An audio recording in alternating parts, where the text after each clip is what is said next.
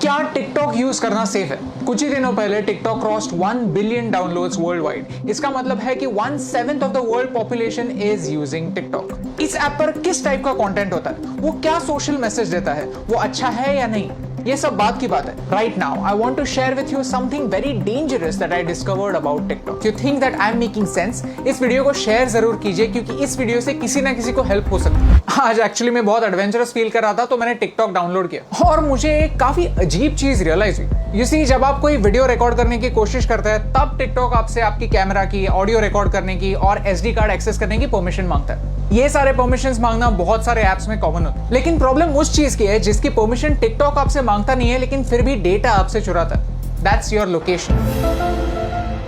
आप ये खुद चेक कर सकते हैं। सेटिंग्स में जाइए और ऐप परमिशंस में जाकर टिकटॉक को सर्च कीजिए। लोकेशन का कहीं पे मेंशन भी नहीं होगा। लैंग्वेज सिलेक्ट करते वक्त मैंने सिर्फ इंग्लिश सिलेक्ट किया था, फिर भी मेरे फीड में हिंदी वीडियोस है, मराठी वीडियोस भी है। टिकटॉक को कैसे पता चल रहा है कि आप कहां पे? जस्ट एज अ प्रिकॉशन मैंने लोकेशन भी ऑफ कर दिया था। लोकेशन ऑफ करने के बाद गूगल मैप्स भी ठीक से नहीं चल पाता, आरोग्य सेतु ऐप भी नहीं चलता। These important apps also can't work without you giving them the permission. मैं मुंबई में हूं, मुझे मराठी आता है, मुझे हिंदी आता है, ये टिकटॉक को कैसे पता चल रहा है? If you want to cheat your location there is a very simple trick called a VPN, virtual private network. Okay, so मैं अभी एक VPN यूज कर रहा हूं और मेरा लोकेशन मैंने USA में सेट किया। On YouTube all the ads that I am getting over here are from the US। So मैंने YouTube को ट्रिक कर दिया है। एज यू कैन सी मेरा हॉटस्टार नहीं चल रहा है और मजे की बात यह है कि अगर मैं टिकटॉक पे जाता हूं तो I can see all the same videos. So how is TikTok doing it? I found the answer.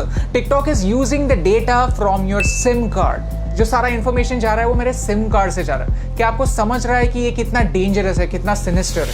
सीधे सिम कार्ड से आपकी रीजनल इंफॉर्मेशन लेना, डोंट यू थिंक एक वीडियो शेयरिंग ऐप के लिए ओवरकिल है, अननेसेसरी है?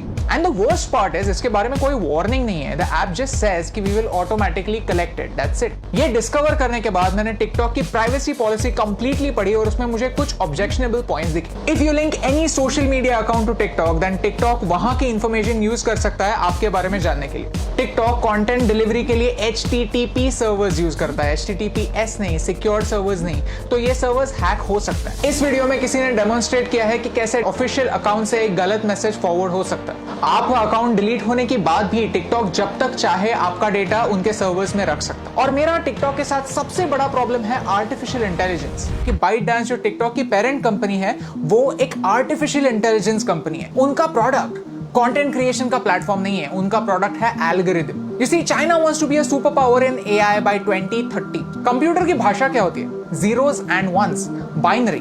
और वही टिकटॉक आपको करने के लिए बोलता है। Whenever you are watching a video on TikTok, you are taking a survey, you are feeding information to the computer, telling them what you like, what you don't like, what you agree with and what you don't agree with, and all of this information is going to China.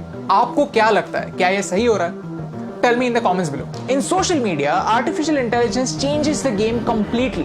Computer decide करता है कि आपको क्या देखना चाहिए और क्या नहीं देखना चाहिए। सर्च का ऑप्शन ना होने की वजह से प्लेटफॉर्म कंट्रोल करता है कि आप क्या देखेंगे और ये एक बड़ा प्रॉब्लम है। ओके, सो चाइना पर आता है। चाइना में ऐसा लॉ है कि if you are a Chinese company then you have to share the data that you collect with the Chinese government. And because of this Indian ministry of defence ने armed forces को 42 apps अपने phone से delete करने के लिए कहा। India does not have a proper data protection act. We ourselves need to be extra safe. China में freedom of press है ही नहीं। पूरी प्रेस गवर्नमेंट के कंट्रोल में। Syria, Saudi Arabia, Afghanistan, Somalia, ये कंट्रीज भी फ्रीडम ऑफ प्रेस की स्केल पर चाइना से ऊपर आती हैं। और यही सारे रेस्ट्रिक्शंस उन सारे लोगों पर भी अप्लाई हो जाते हैं जो चाइनीज एप्स यूज करते हैं। Start talking about Tibet, start talking about Hong Kong, start talking about Taiwan. अगर आपका वीडियो स्ट्रेट अवे बैन नहीं हुआ तो वो ज्यादा लोगों तक नहीं पहुंचेगा। यू सी, आज चाइना को तिब्बत से प्रॉब्लम है, कल अरुणाचल प्रदेश से भी हो सकती है, लद्दाख से भी हो सकती है। If you can't talk about this stuff, how will you know about it? How will you raise your voice? And by using these Chinese apps we are supporting China's version of the internet. Privacy on the internet is a myth.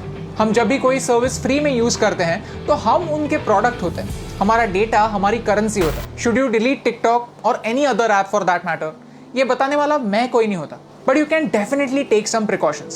If you have Chinese apps on your phones, then don't use UPI or any net banking apps on the same phone. When creating an account, don't use Google to sign in. Create a new account, use a different password. Cyber theft is real. Keep changing your passwords and keep your emails safe. If you go to haveibeenpawned.com, you can find out whether your personal information has been breached. All I want to say is this is not TikTok versus YouTube. I am giving you TikTok's example because TikTok is popular and you can check it yourself. If you're a TikTok creator, then this concerns you more than me because आपका data ज्यादा share हो रहा है. It's important for you to know कि China के products को सस्ता मत समझिए, चाइना के एप्स को फ्री मत समझिए, because everything comes at a cost. My question is, can you pay the price?